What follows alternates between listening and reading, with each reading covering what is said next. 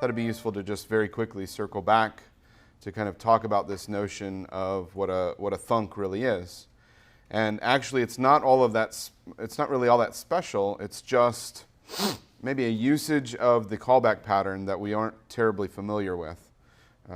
Most of us probably at least have some passing familiarity with closure. And that's really what the thunk is all about, is using closure to maintain state. Now, why is that so important? I saw some questions on the chat before about, what are thunks? Are they solving callback hell or things like that? Well, they're still callbacks, so they're not fundamentally changing that particular game.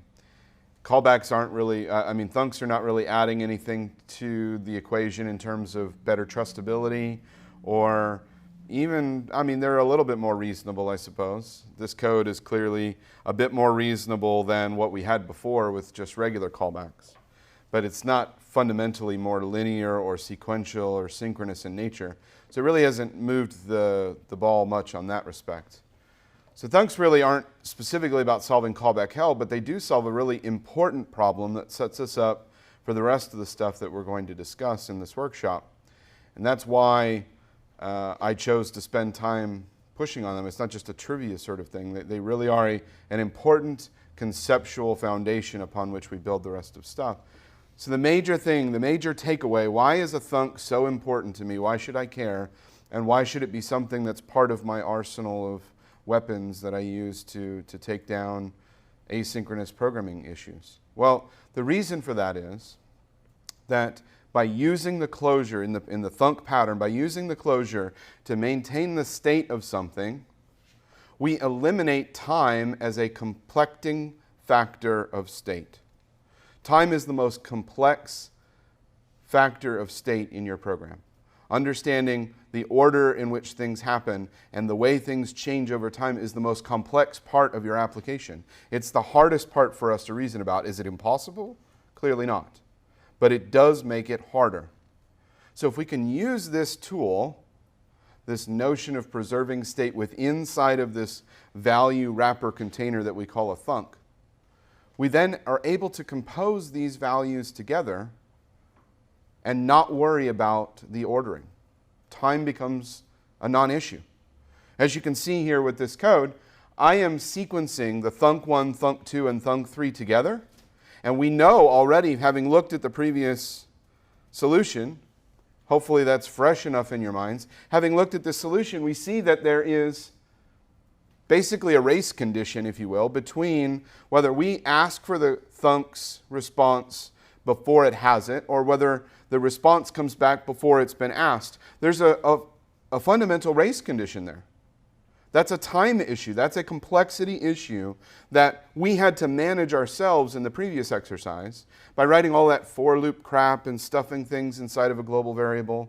That complexity is something that we had to solve ourselves. This pattern solves that for us. It takes a value and eliminates the time as the concern.